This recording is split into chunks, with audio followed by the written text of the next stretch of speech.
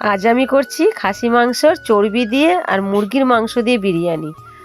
রিক চেয়েছিল খাসি মাংসের বিরিয়ানি খেতে, কিন্তু পরেই কি মনস্থির করলো, খাসি মাংসর চর্বি নিয়ে এলো আর নিয়ে এলো খানিকটা মুরগির মাংস। বললো, মা খাসি মাংসর দোকানে গিয়েছিলাম, কিন্তু খাসি মাংস তো আমি নিতে পারবো না, কিভাবে নেব না নেব, তা আমি চর্বি নিয়ে এসছি মা। আর ভালোই করেছিস, চর্বি দিয়ে দেখা যাক না কেমন বিরিয়ানি খেতে হয়। দেখুন বন্ধুরা, কত বড় একটা চর্বি নিয়ে এসছে। তো এই চর্বি দিয়ে আর এই মুরগির মাংস দিয়ে আমি আজকে বিরিয়ানি রান্না করছি।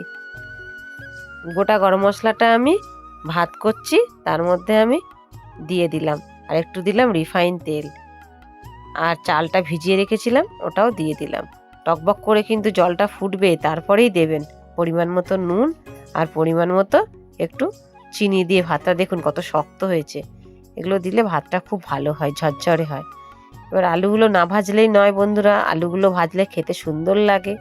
তো একটু ভেজেই নিলাম, একটু আতর দিলাম যাতে আলুগুলোর মধ্যে ভালো সেন্টটা আসে। বিরিয়ানি যেহেতু বিরিয়ানি করছি, বিরিয়ানিতে বেরেস্তা না দিলে হয়, একটু পেঁয়াজও ভেজে নিলাম। তারপরে এবার বিরিয়ানিটা চাপাচ্ছি। বন্ধুরা, বিরিয়ানি করতে সবাই জানে, কিন্তু আমার মতন বিরিয়ানি আমি নতুনভাবে করি, আপনারা সেভাবে ঘরে ট্রাই করবেন। এখানে আদা রসুন পেঁয়াজ সবই নিয়েছি। মাংসতে আতর দিলাম বন্ধুরা, দারুণ সেন্ট বেরোয়, তার সঙ্গে একটু ভাতেও দিলাম। আতর না দিলে বন্ধুরা বিরিয়ানি হয়। মাংসটা ভালো করে মাখিয়ে নিলাম, আর এই চর্বি দেখছেন তো লকপক করছে, এই চর্বি দিয়ে খাসিয়ে বিরিয়ানিটা রান্না করব। মশলাগুলো ভালো করে ভেজে নিই, মশলাগুলো না কষালে বিরিয়ানিটাও ভালো হবে না। আর বিরিয়ানি করতে হলে এইভাবেই করবেন, আমি যেভাবে করছি বন্ধুরা, একবারটি হলেও করে খেয়ে দেখবেন কেমন হয়।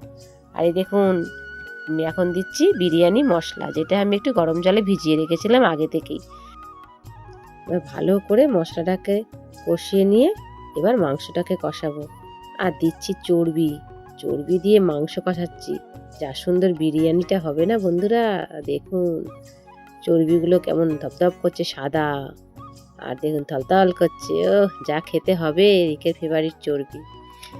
এবার বেরেস্তা দিয়ে দিলাম, আর দিলাম বিরিয়ানি মশলা। একটু বিরিয়ানি মশলা না দিলে বন্ধুরা বিরিয়ানিটা ভালো খেতে হয় না। চালের মধ্যেই আমি যে ভাতটা করেছিলাম, ভাতের মধ্যেই বিরিয়ানি মশলা দিলাম। এবার মাংস কষাটা ঢেলে দিলাম।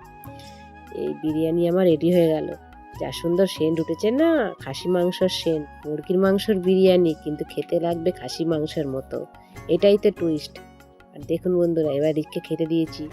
রিক খেয়ে কি বলছে, মা দারুণ হয়েছে, পুরো খাসি মাংসের বিরিয়ানির মতন লাগছে। মুরগির মাংসের বিরিয়ানি করেছো, কিন্তু খাসি মাংসের চর্বিটা দিয়েছি বলে দারুণ লাগছে।